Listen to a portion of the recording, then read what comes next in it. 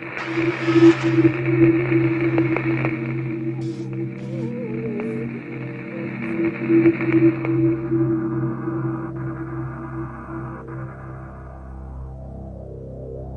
into a respectable family in Washington, D.C. in 1870, Albert Fish's immediate family had a history of mental illness and alcoholism.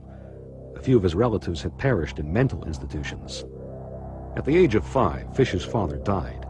His mother was forced to work and was unable to care for him, so Fish was sent to an orphanage. Here, Fish recalls, "I saw so many boys whipped, it took root in my head." Fish became a painter and decorator, eventually marrying for 20 years and fathering 6 children. But when his wife left him for another man, leaving Fish to raise the children alone, he began to dangerously unravel, his madness fueled by a growing interest in cannibalism and religion. Fish began to indulge in raw meat at dinner, often serving it to his children, who would later testify he would do this on nights when the moon was full. Though he was said to never have physically abused his children, he did encourage them and their friends to pound his buttocks with a self-made paddle studded with inch-long nails.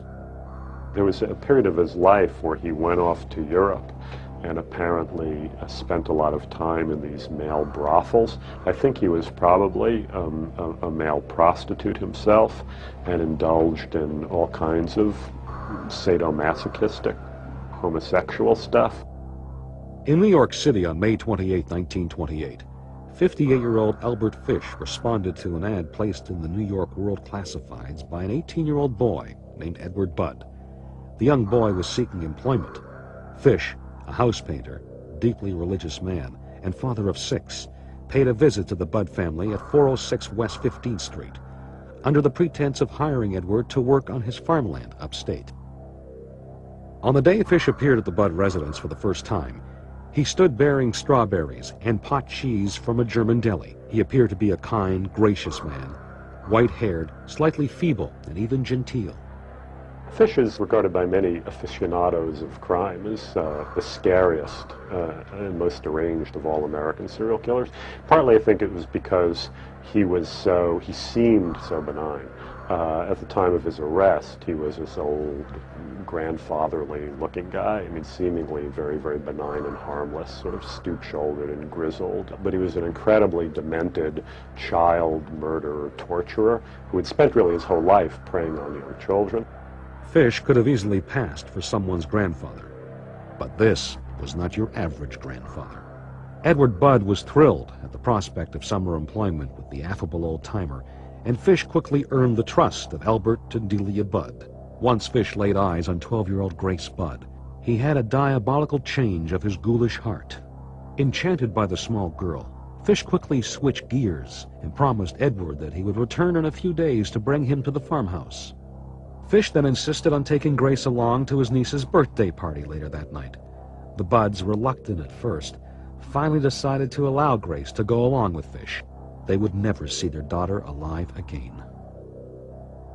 In 1930, Grace Budd's abduction had still gone unsolved.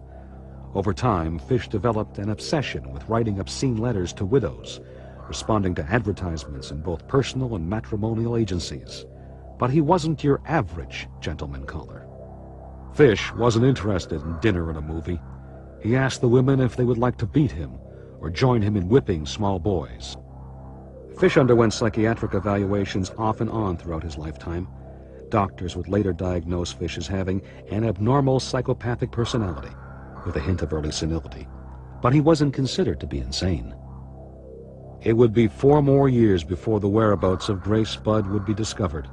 The case was resolved because of one last haunting letter scribed by Fish, but this letter was not intended for a lonely widower. It was sent to Albert and Delia Budd, whom knew a loneliness of a much darker strain. The letter read, "My dear Mrs. Budd, I call on you at 406 West 15th Street. Brought you pot cheese, strawberries. We had lunch. Grace sat in my lap and kissed me. I made up my mind to eat her on the pretense of taking her to a party. You said yes, she could go. I took her to an empty house in Westchester I had already picked out. When we got there, I told her to remain outside. She picked wildflowers. I went upstairs and stripped all my clothes off. I knew if I did not, I would get her blood on them. When all was ready, I went to the window and called her. Then I hid in a closet until she was in the room.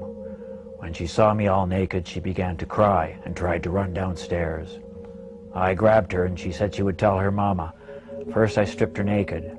How she did kick, bite, and scratch. I choked her to death, then cut her in small pieces so I could take my meat to my rooms, cook and eat it. How sweet and tender her little ass was roasted in the oven. It took me 9 days to eat her entire body. I did not fuck her, though I could have had I wished. She died a virgin. After dismembering her body, most of which she left behind in a closet, Fish would carry a portion of flesh by train to his house in the city, where he stewed the flesh with onions and carrots, deriving sexual pleasure as he consumed her. Fish's letter from hell was unsigned, but police were able to discern the letter's distinctive stationery. At the time, Fish was living in a rooming house. Police tracked him down and arrested him.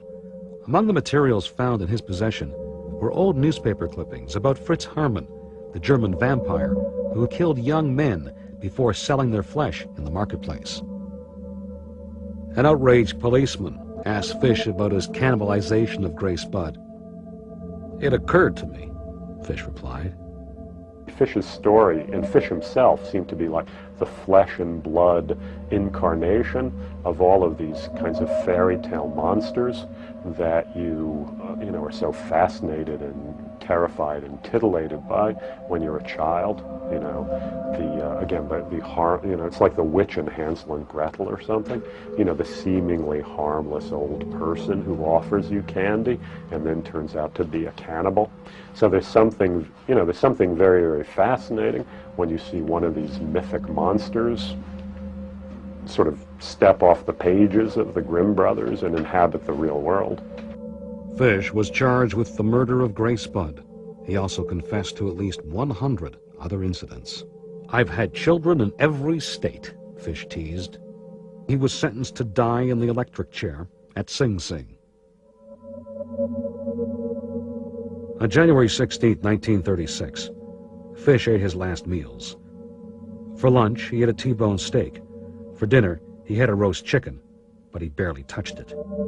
Later that night, after a 6-year manhunt, the state of New York finally put an end to Fish's unspeakable appetites by executing him in the electric chair. Fish had even been looking forward to his electrocution. "It'll be the supreme thrill, the only one I haven't tried," he exclaimed.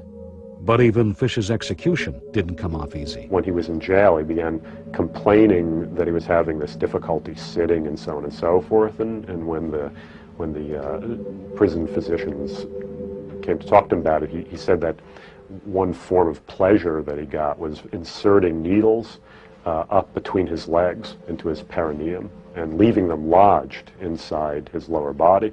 And of course nobody believed this was the case, and they x-rayed him, and in fact they found, when the x-rays were developed, they found there were 27 needles of varying sizes that were shoved up into his pelvic region. This was just one of many forms of incredibly masochistic behavior that Fish indulged in. He was a masochist and a sadist, a classic case of someone for whom pleasure and pain are completely inseparable. During the electrocution, all of the metal in his body caused a short circuit during the first shock. It took 2 massive jolts of electricity to kill him. At age 65, Fish was the oldest man ever executed at Sing Sing. So 50 years before America's favorite cinematic carnivore, Hannibal Lecter, there was Albert Fish, house painter, father of 6, and cannibal.